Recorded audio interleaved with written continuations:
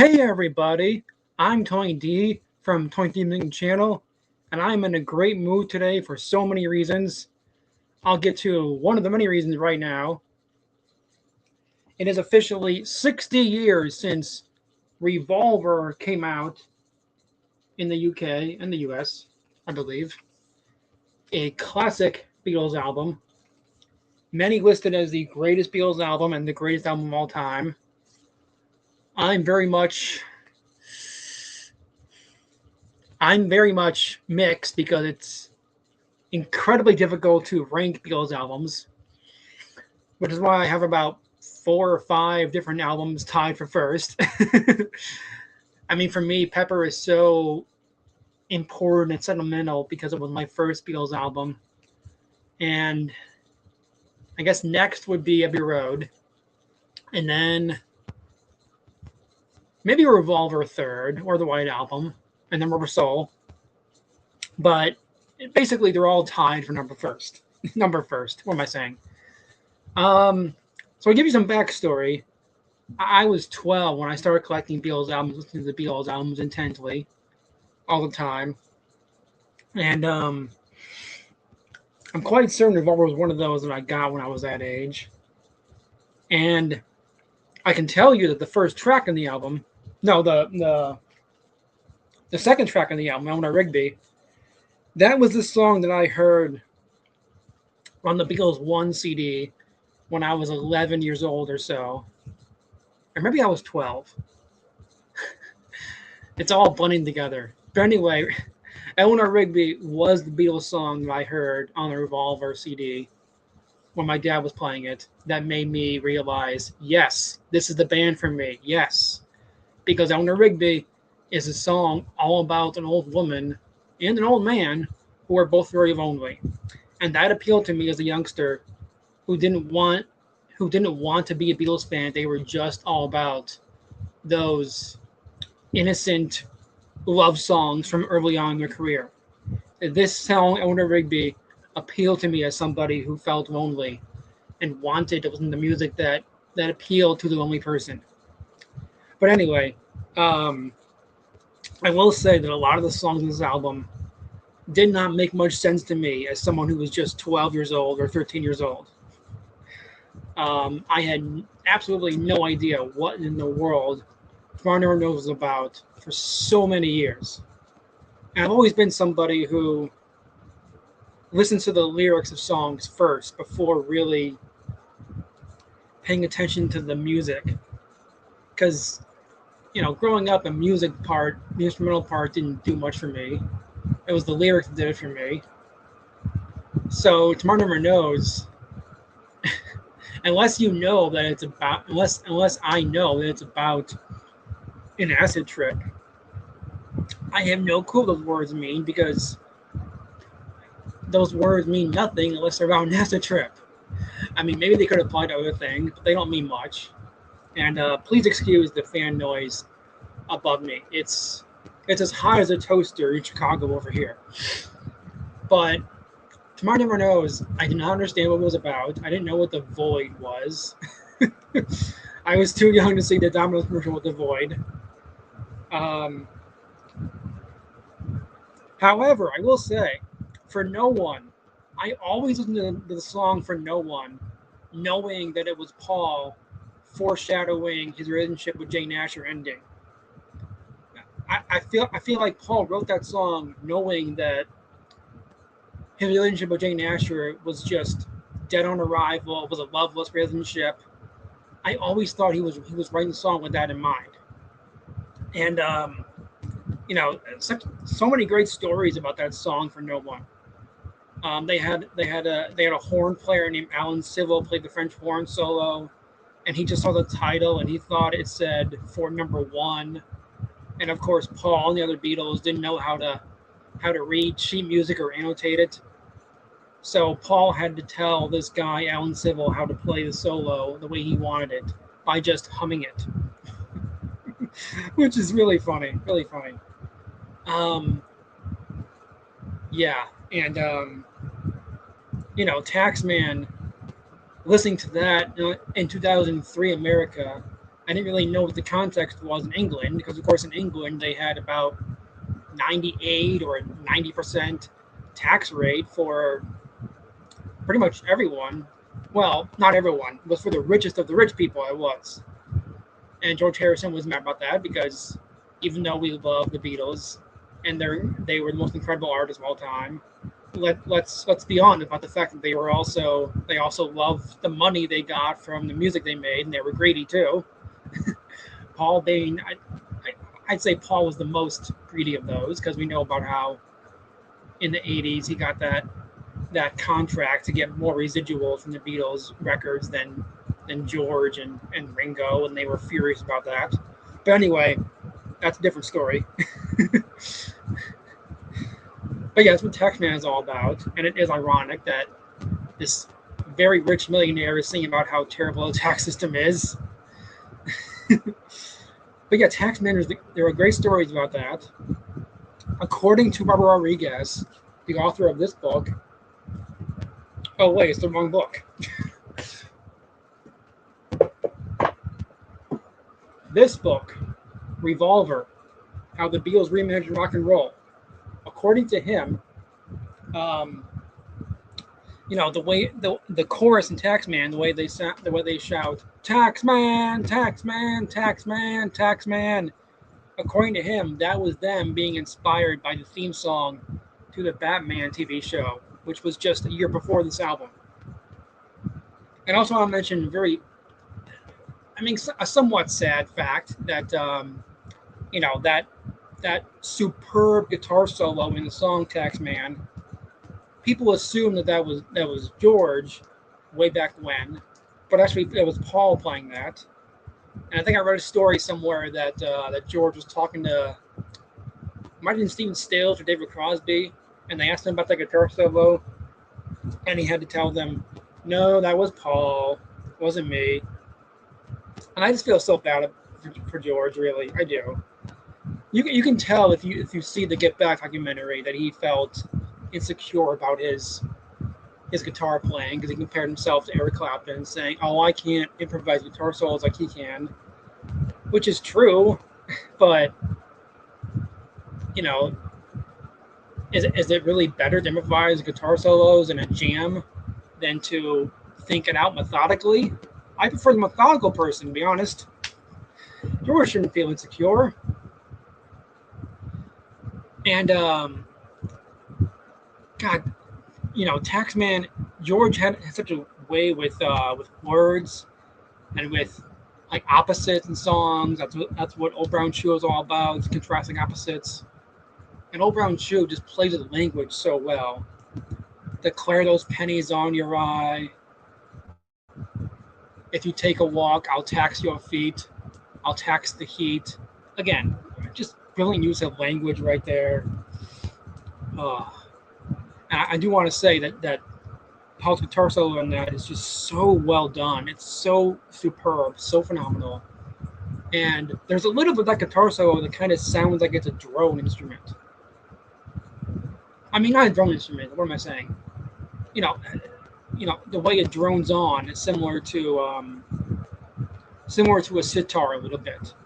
Like he was trying to say to George, "See, I like the music you like too." But anyway, after Taxman's Owner Rigby, as I just stated, that was a song I heard when I was really young, 11 or 12 maybe, and it was on the Beatles One CD. And like I said, that's a brilliant song because they were writing about two lonely old people, Eleanor Rigby and Father Mackenzie, two old people in a church who are brought together at the end. It's a really touching song because it's about lonely people, and it's one of those Beatles songs that touches on religion a bit because those two lonely old people were devout religious, but that didn't save them from loneliness. It's almost like John had a point when he would criticize religion. But of course, you know, the Beatles were never really anti-religion. The George was very much anti-organized religion, as in the Pope, but they were all very spiritual. But anyway, let's move on now to track 3. Another one of my favorites because they're all incredible songs. I'm Only Sleeping. Now, I gotta tell you, as a young teenager, this song really appealed to me because I would sleep in and sleep in every single weekend. So I love that John would write a song about being lazy and sleeping in. And you know, they were being very, very innovative sonically in this album. I'd say it was the first album where they're really innovating. You can read all about those innovations in Jeff Emerick's book, Here, There, and Everywhere, because there's a backward guitar solo in this song, and I think it's a minute and 50 seconds in. I think everybody seems to think I'm lazy. I don't mind. I think they're crazy, running everywhere at such a speed, till they find there's no need. There's no need. No, don't spoil my day. I'm miles away. And after all, I'm only sleeping. That's where the bass comes in. Do do do. Taking my time on the world going by my window. Staring there and lying there at the ceiling. Till I find a sleepy feeling.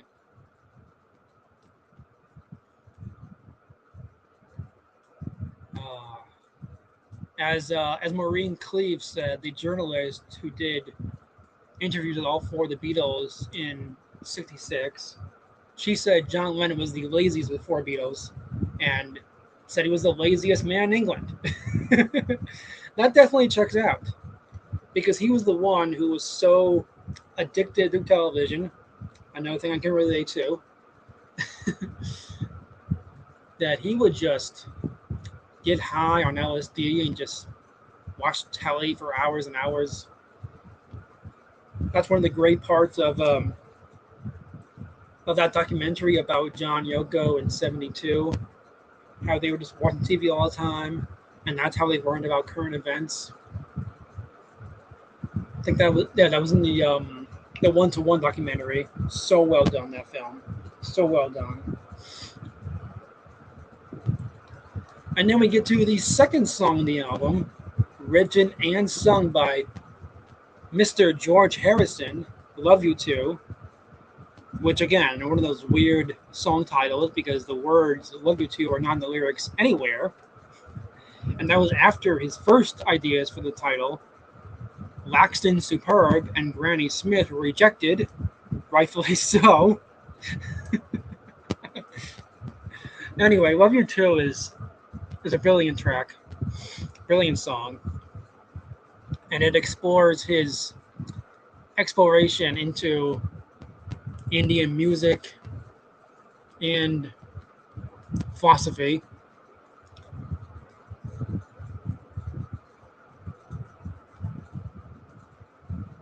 Love me all the time, love me singing songs, because what you've got means such a lot to me.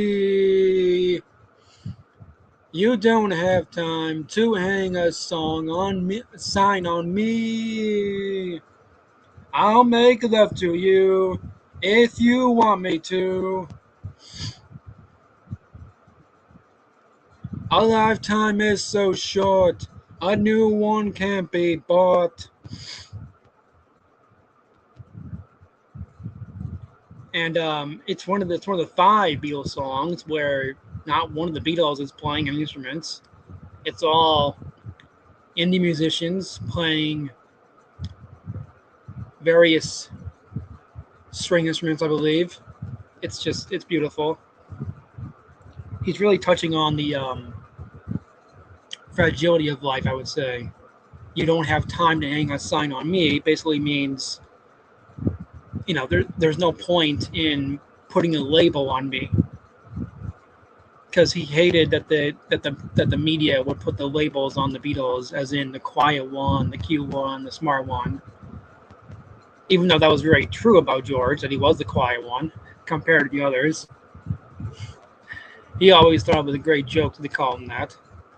And then there's that very funny moment in 1988 when they were inducted in the Rock and Roll of Fame, and it's just George and Ringo there, and he says, "Well, I don't know why I'm here. I'm the quiet one."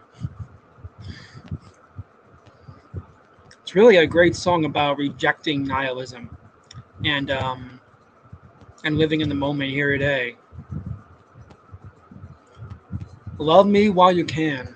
Love me all day long. Love me before I'm a dead old man. 'Cause what you've got means such a lot to me. And the funny thing about this album is so much variety on here, because the next track you could say is completely the opposite of this. It's Here, There, and Everywhere, a song that Paul wrote when he went over to John's house to go write a song, and then, as I said, John's lazy, and he was still sleeping inside. So while Paul was waiting for John, he wrote out the lyrics of this song, Here, There, and Everywhere. And yeah, this song is 100% Paul. Paul absolutely loved ballads with lush harmonies like this. And there's always been some speculation, most of it factual, that this song was inspired by the Beach Boys song God Only Knows. And when you play them back to back, they sound so similar. Just they're both so full of these gorgeous, lush harmonies. To lead up back to life, I need my love to be here, here, there, making each day of the year, changing my life with the wave of her wand. Nobody can deny that there's something there. I want her everywhere, and as she's beside me, I know I need never care. 'Cause to love her is to be with her everywhere. It's really ironic, I believe, that on the very same album where he's singing a gorgeous love song like this, he also has a song for No One, which, like I said, is clearly about the loveless relationship with Jane Asher. I mean, I think it's pretty obvious it was a love relationship because he was seeing other women while also with her. Paul was a real playboy up until he met and then married Linda Eastman. Now, looking at how different the music culture was in the 70s and 80s compared to the 60s, it's kind of astonishing because they only released one single from the album, Eleanor Rigby with Yellow Submarine, but they could have released 3 or 4 if they really wanted to. This could have been a single, it would have been number 1. Getting Into My Life could have been a single, it would have been huge. But I think they were so smart, they just make it one single. And I give them so much credit for giving Ringo a song that was on 45, Yellow Submarine. I'll get to that one, my love for it, later. But yeah, I think it was brilliant that besides that one single, that this was an album that you had to play the entire thing, listen to. And what do you know? Next up is Yellow Submarine on the album. Now, I've told this story calling into the Beatles channel before. I've told this story to other people. But when I was 9 years old, my elementary school, Mackenzie, woohoo! Anytime there was bad weather during recess, they would have us all inside in the auditorium, and they would put on movies for us.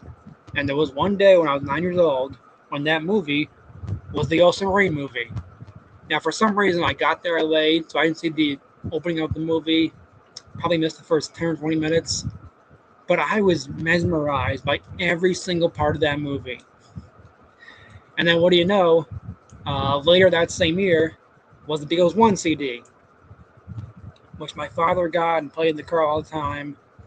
And after a while of me thinking, I don't want to like the same music as my dad, I finally kept listening to the CD. And like I said before, Eleanor Rigby was the track that stood out to me the most. And then I became a fan. But that film, Yellow Submarine, is what ignited that for me. And so, of course, I love and adore the song Yellow Submarine.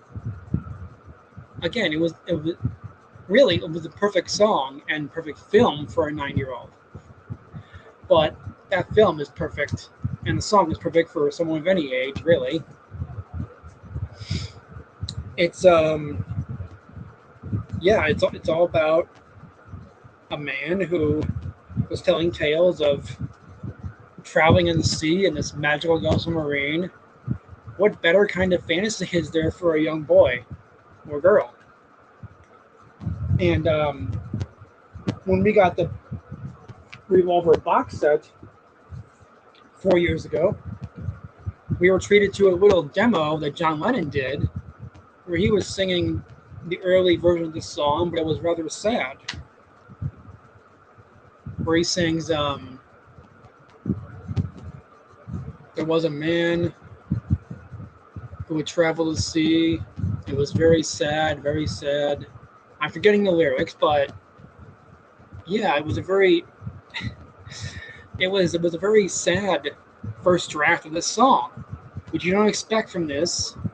It seemed like a song that would be that that was always this jaunty, upbeat children's song. And again, I'm going to mention Jeff Emmerich here because he mentions in his book about the very fun recording sections for this song, where they would do wild things like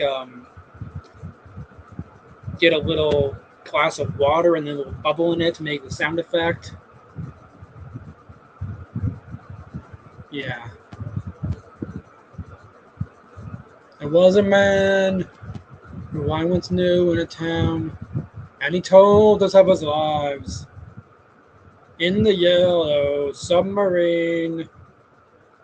Sky of blue, sea of green, in a yellow submarine. We all live in a yellow submarine, a yellow submarine. And our friends were all on board. Every one of us lived next door. And the band began to play. Do, do, do, do, do, do, do. Uh, of all the of all the songs that Ringo plays live in his all-star band concerts, this is one of the most fun songs to hear. It really is. Like I said, it's perfect for kids. It's perfect for adults. And as I was thinking about lately with a friend of mine, it's just so great that the two Beatles who are still alive, Paul and Ringo, are the two Beatles who are most childlike and have the most child-friendly personalities.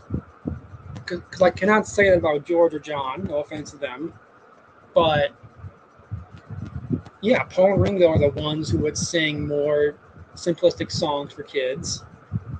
There were almost a dozen songs that Paul wrote, either inspired by his kids or for kids. Mary Had a Little Lamb, Bip Bop, Great Day was inspired by something he would say to his kids. So Bad started out as a song for his kids.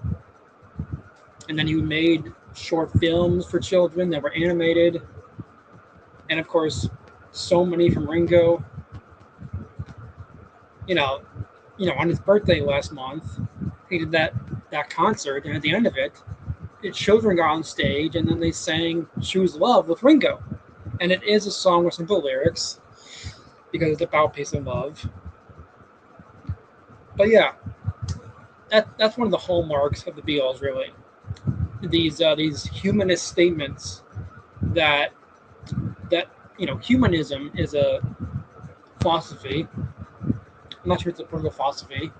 That really just means something that ideas and thoughts that are all about the betterment of humanity. And that's what you hear in the Beatles songs. There's that great quote from the anthology book where Paul is saying, "I was very proud of how our songs were never about, oh, go ahead, kids, tell your parents to sod off. No, our songs were all about humanity and togetherness." And that's really the big theme of the film, Yellow Submarine, about good winning over evil, about the Sergeant Pepper or the Pepperland winning over the Blue Meanies. So anyway, that's all I gotta say about Yellow Submarine. It's just incredible. And once again, we get to a track that's practically the opposite of Yellow Submarine. She said, she said. Now, like I said before, as a teenager, I didn't know what a lot of these songs were about. I didn't know what the song was about because how would I? I didn't know any of the history when I was that young. I mean, I knew a very little bit, but not that much. But she said, knowing the Beatles, I thought it might have been a song about romance with that title, but it's not. She said is all about acid in a way, because it was about when the Beatles were at this party hosted by, I think it was at Peter Fonda's house. And no, Henry, yeah, Peter Fonda's house. And anyway, yeah, he was talking to Peter Fonda, and John was high on LSD, acid, and he was telling Peter Fonda that he felt like he was dying while high on acid, and Peter Fonda told him, "Oh, when I was a little boy, um, I shot myself with a BB gun, and so I was, I was, they had to revive me in the hospital because I was dying for a bit." And for some reason, this made John very mad, and he was shouting at Peter Fonda, "What? No, you don't know what it's like to be dead. You don't know."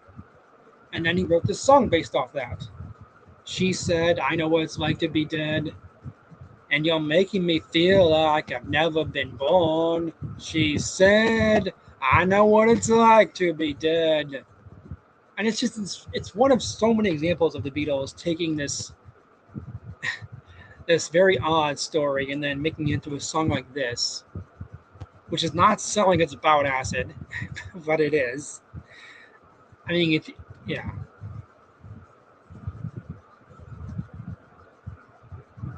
But yeah, then they make this song with these lush harmonies, despite it being based on a story about acid, and knowing how it's like to be dead. She said, "I know what it's like to be dead, and you're making me feel like I've never been born." She said, "You don't know where it is to be dead." I said, "No, no, no, no, you're wrong. When I was a boy, everything was right. Everything was right." She said. Now, in one of the early demos of this song, John is singing, um, she said, "I know what it's like to be dead.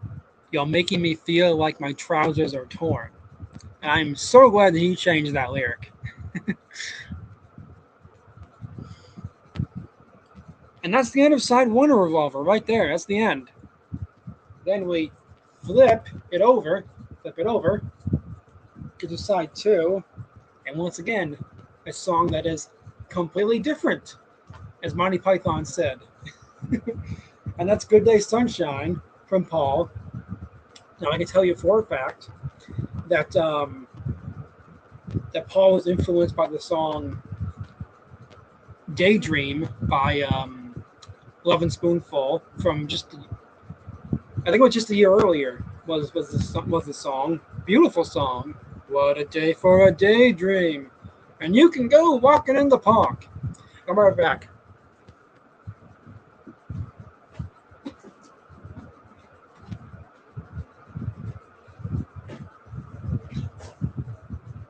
And I wanted to make sure to mention that if you watch this TV special called Inside Pop, The Rock Revolution from 1956, Leonard Bernstein is on here and he talks all about contemporary pop music and the value that he sees in it as somebody who was an expert in classical music. And Daydream and Good Day Sunshine are both songs that he mentions. And I think he might have mentioned She Said, or no, probably not. But he also mentioned Along Comes Mary, and I just think it's so amazing he mentioned um, Daydream and Good Day Sunshine. Yeah, he mentioned Good Day Sunshine, and She Said, I'm a Believer, and another track from Revolver. Again, I found this on eBay. You can do the same. It's called Inside Pop, The Rock Revolution. It's a wonderful little TV special hosted by Leonard Bernstein. And again, I am not of the classical music mindset. I am not. I'm not even of the production mindset. So it's very enlightening to hear things like this from experts like him. But lyrically, it's a typical ballad about being with your special partner on a gorgeous day. I need to laugh, and when the sun is out, I've got something I can laugh about. I feel good in a special way. I'm in love, and it's a sunny day. Good day, sunshine. Good day, sunshine. Good day, sunshine. I need to laugh, and when the sun is out, I've got something I can laugh about. It feels good in a special way. I love her and she's loving me. Good day, sunshine. Now, I will say, there's a song from 5 years later, written by Paul McCartney, that is very similar to this one, and that's Tomorrow on the first Wings album. It's also about being with your significant other on a gorgeous sunny day. Tomorrow, tomorrow, when we both abandon sorrow. Baby, don't you let me down tomorrow. When we both abandon sorrow. That's another story, though. But, yeah, and George Martin is playing the organ on Good Day Sunshine. It's wonderful. And now for the next track, Andrew Perkins Sing. Now, I want to mention this book once again, Revolver, How the Beatles Reimagined Rock and Roll by Robert Rodriguez, because he has a theory in this book that I think is very fascinating. You know, it was never clear to me or anybody else really what Andrew Perkins Sing is about, and he writes in this book a theory that it was John expressing his jealousy over how the Beatles lost the Grammy Award in that same year to Frank Sinatra. Now, all four of the Beatles did adore Frank Sinatra, but knowing John Lennon, he was jealous of almost everybody else that got something he didn't have, you know, like a functioning two-parent household. But Rodriguez thinks he was jealous of Frank Sinatra, and he thinks that Your Bird in the song title is referring to Sinatra, as in Your Bird can sing, but he can't do what I can do. Now, that's a great theory. I have other theories that are more naughty, though. My theory is just that it's about sex and someone suggesting that, well, you can do that by yourself, but I can do so much more than you can do by yourself. Your bird can sing, but you don't get me. And, you know, I love the lyric, you say you've seen seven wonders, but you don't get me.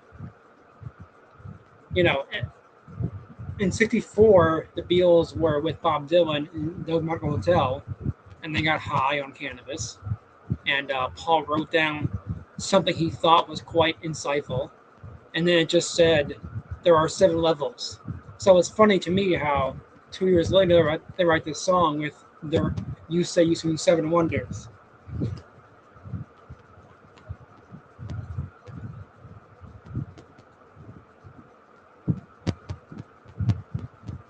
And I've always thought also, besides the sex theory, that this song is all about rejecting materialism. Because your bird and your book can sing, it could be one of those, one of those talking toy birds. It could be that. Although it was a 60, they didn't exist yet. But you know, it could be saying you have these material things, but you don't get me, an actual person, while you love these things more than me. Could be that. When your prized possessions start to weigh you down, I'll be in your direction. I'll be round. I'll be round. You tell me that you've heard every song there is, and your bird can swing, but you don't get me. You don't get me. And he says right there, and your bird can swing. Now, Frank Sinatra was known for swinging, so again, it could be about him. It could be. Let me know about any enlightening theories you have about what this song means. I mean, musically, this song is incredible. You've got 3 of the Beatles playing guitar at the same time, John, Paul, George, and it just ah, guitar duels are just so incredible music. It's like on that album, Layla, another sort of love song where they're in dominoes, where you've got Eric Clapton and Dwayne Allman, two absolute guitar gods, playing at the same time. Oh, it's incredible. On Anthology 2, there's an early take of Indigo Can Sing where the 3 of them just absolutely break down in laughter for whatever reason. it's, it's very funny. And then we get to a track I mentioned earlier, For No One.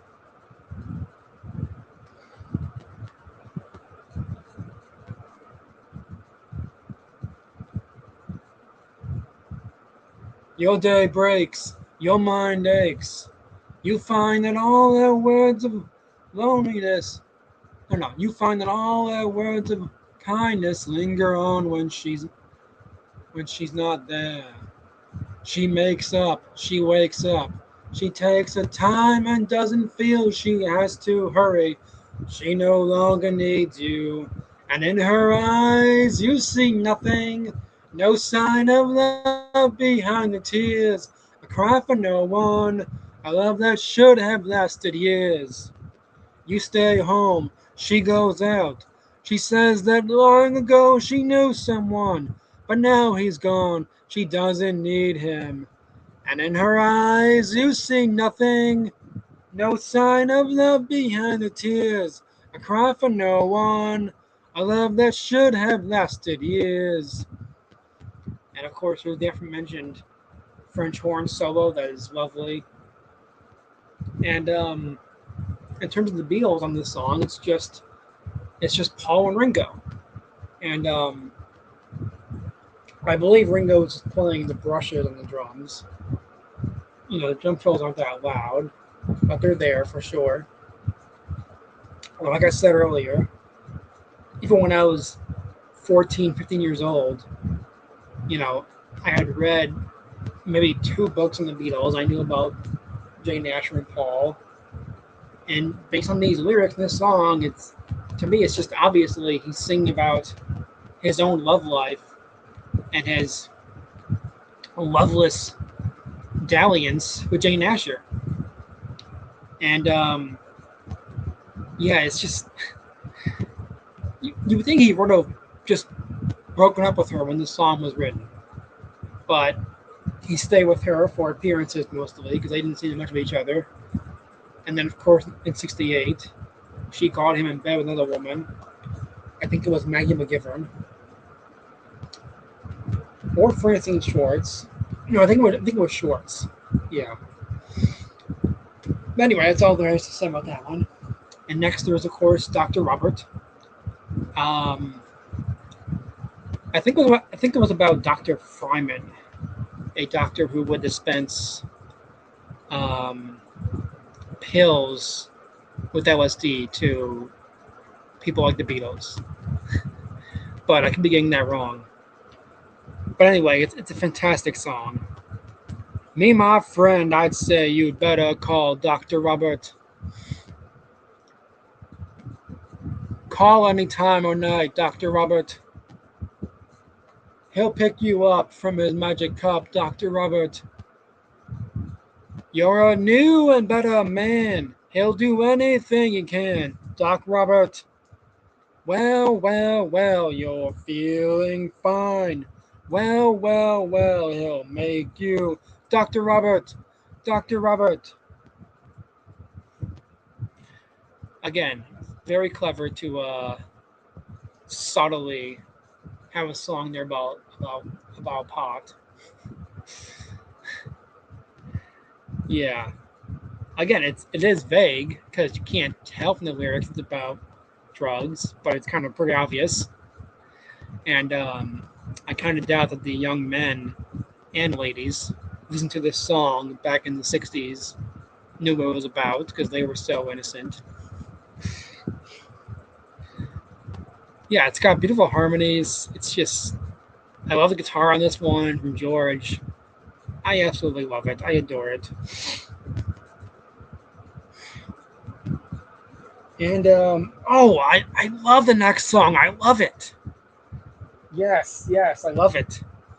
I want to tell you a song I have mentioned in therapy once or twice because I relate to it so much. I want to tell you the third song on this album by George.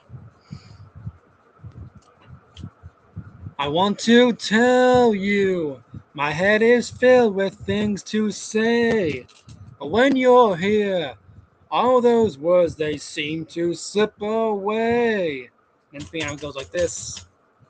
When I get near you, the games begin to drag me down. But it's alright. I'll make you hear me maybe next time around. But if I seem to act unkind, it's only me, it's not my mind. That is confusing thing. Now, as a 13, 14-year-old boy, I just naturally assumed this song was about George Harrison being shy around ladies. But of course, we all know that wasn't true. But that's how I felt that time. I was shy around girls. So I loved this song from first listen. And then years later, I found out it's also about LSD. Because it's about how George Harrison, like and John Lennon, would take LSD, but George felt that it was impossible to describe what people it was like, and it was this avalanche of thoughts that he couldn't get out. Which I mentioned in therapy is how I am. With anxiety and autism, I have an avalanche of thoughts in my head, racing thoughts that are just so difficult to get out. Which is why it's one of my all-time favorite songs by George, Beatles songs, etc., etc. And I gotta give so much credit to Ringo and his amazing drum fills in this song, because when George sings, all those words seem to slip away. Then his drumsticks sort of slip a little bit, and they do this sort of galloping thing. You know, I'm not a drummer; I don't really know all the terms, but yeah, everything in this song just works so perfectly, and yeah, I love the last part of the lyrics of of um,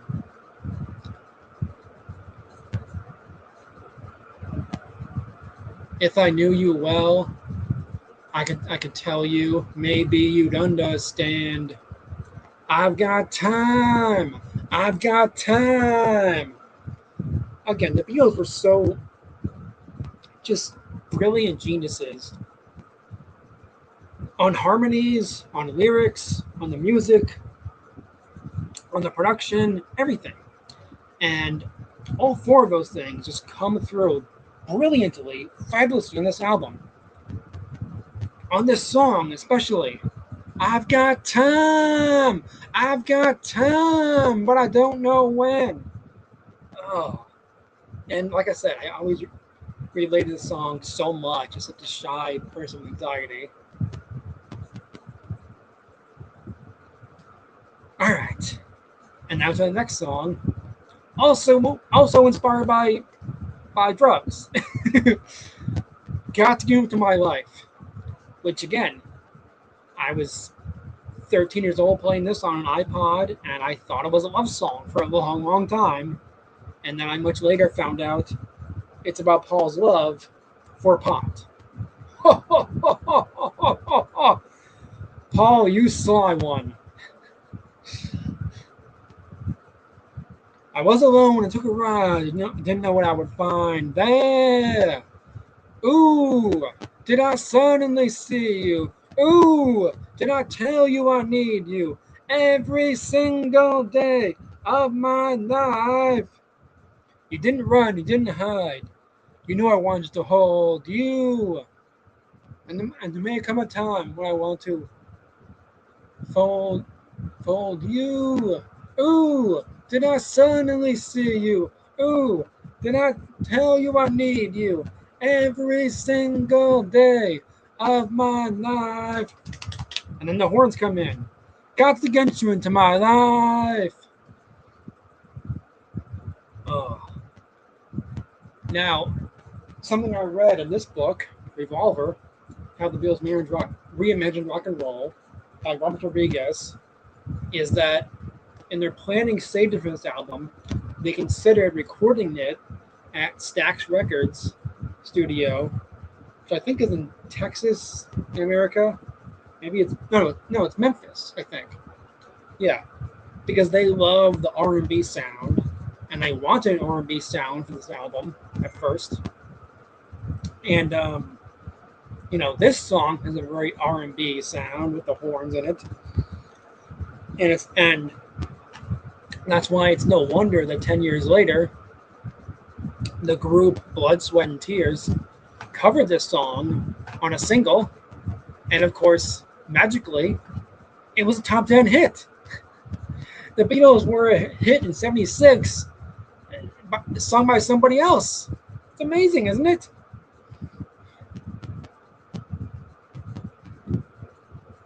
I never knew I'd find another kind of mind. There! Ooh, did I tell you I need you? Ooh, did I suddenly see you every single day of my life?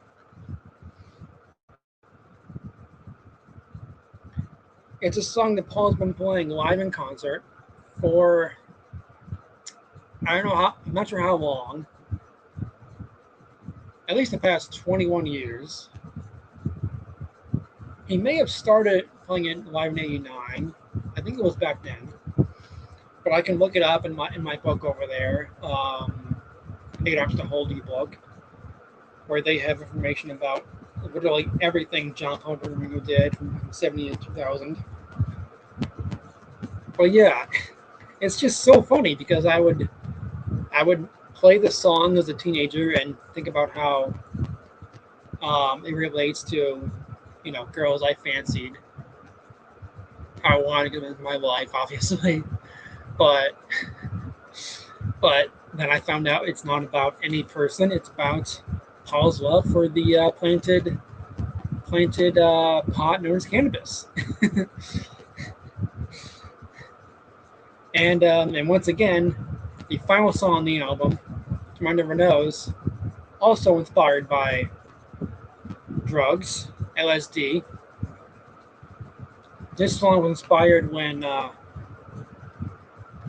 Peter Asher, whose sister Jane Asher was dating Paul, started. He created and founded this bookstore called Sativa Books, and as he explained in the recent documentary about him, Everywhere Man, Peter Asher, Sativa was what they called the bookstore because sativa is what marijuana is made of. But anyway, one day John Lennon went in the bookstore and then he asked to get this book of Friedrich Nietzsche writings, and he couldn't pronounce the name Nietzsche. But then he found Friedrich Nietzsche boring for some reason, which is hard to believe because he was not boring. But then he found this book, The Tibetan Book of the Dead by Dr. Timothy Leary. And there's more about him, the Beatles story, by the way, because in 69, Timothy Leary wanted to run as to be the governor of California, and he wanted John Lennon to write his campaign theme song, and his campaign slogan was going to be "Come Together." But then, of course, he was arrested for having LSD or pot, and then John turned "Come Together" into the song "Come Together," not about Timothy Leary at all, which is a very funny story. But back to Martin Renault's. So John got this book, The Tibetan Book of the Dead. Now, I believe parts of or most of the book are all about LSD and how to have the most relaxing trip on LSD. And that's what John wrote the song about. Because he's been taking it since 65. And of course, starts with "Turn off your mind, relax and float downstream. It is not dying, it is not dying. You may see the meaning of within, it is not dying. But listen to the color of your dreams." I always thought that part was very significant. Listen to the color of your dreams. We have many dreams that aren't significant. Some of them are just nothing. Some of them are quite meaningful depending on what's happening in your life, in your day. Usually the dreams interpret whatever you're worried about or fearful about. I remember a decade ago having this dream that this dog was chasing me and trying to eat me, which made a lot of sense because in real life I was afraid of this big dog hurting me. And yeah, that would mean that John had a lot in common with the psychologist Carl Jung, who was all about dreams and their significance. I've had many meaningful dreams. I'm sure you probably have too. It is not dying.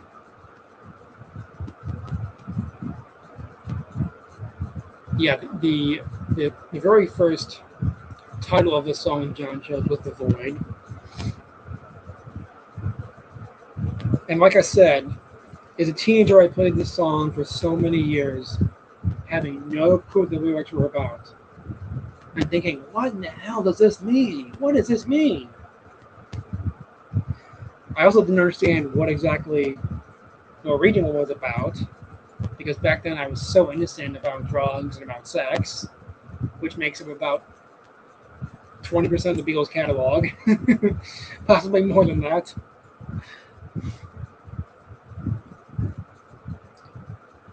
And there have been times where I've imbibed in a trip with friends, and I did not feel the same way that John Newman's felt. Yeah, I do remember my friend Carl having this album on while we had sativa, and it was the perfect album for that. That was a good trip. It was good. It was great. But yeah, I do want to mention that Phil Collins on his first solo album covered this song for the final track on there. It is so perfect. And you may see the meaning of within. Yeah, I definitely did not feel any kind of meaning when I was high on LSD or on pot. I didn't. I just thought the room was much larger, and then I started to laugh uncontrollably and called every single person on my phone contacts list. But anyway, that brings us to the magical end of Revolver. And There it is. That's the Grammy Award-winning cover photo, designed by the brilliant Klaus Vormann. He is the artist that the Beatles met when they were in Hamburg, Germany. And of course, Stu Sutcliffe ended up engaged to his then girlfriend, Astrid Kutcher. There's a very sad story about that. Stu Sutcliffe died of an aneurysm. And the other Beatles, of course, quite fancied Astrid Kutcher. And it's been speculated that she is the subject of the song Babies in Black on For Sale. What an incredible cover photo. And you can't see it that well there, but I'll put it closer. Closer, closer, closer, closer. And I love the back cover too. They look so zoinked out there. Yeah. I bought this record 4 years ago after the box set came out. And I got the 1 LP on vinyl.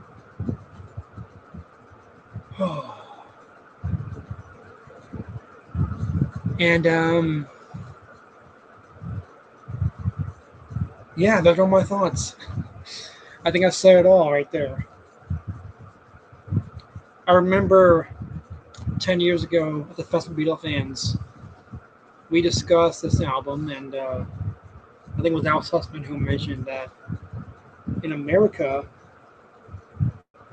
this album wasn't that popular with people at first. And obviously it's because the young fans were so accustomed to the mop top Beatles singing love songs, and then all of a sudden you got this very innovative, weird, out there album full of several songs about drugs, one about submarine, a song with Indian instruments, and I can imagine how that would sound so weird when you're accustomed to "She Loves You," "Hard Day's Night," "Hold Your Hand," "Yesterday." But for me, that kind of shock is a good thing. I want artists of any kind that I'm a fan of to do different things. And I don't just mean music, I mean TV. I want bold TV series that will deviate from what's the norm. And there's Paul who once said, "We never want to do the same thing twice." And they didn't. Revolver was such a big, huge step. Lyrically, where all three of the Beatles who were writing songs at that time, George, Paul, and John, they were at their absolute peak with songwriting. Because like I said before, Eleanor Rigby, my favorite Beatles song, by Paul anyway. I Want to Tell You All My Favorites from George. For No One, my second favorite by Paul. And I'm Only Sleeping is a fantastic song by John.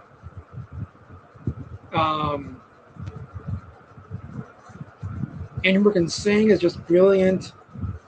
Doing My Life is one of the best Paul has ever written with the Beatles or solo. Tomorrow Never Knows, a work of brilliance by John. Yellow Submarine, of course, one of the greatest films, one of the greatest songs for children or adults. Taxman is just, again, these are perfect songs for any time of the day, any person of any age. Well, I wouldn't say that. I would say kids should stay away from maybe 5 songs on this album.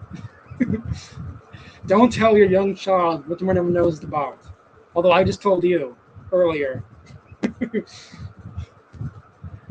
Yeah, that's one of my issues, really.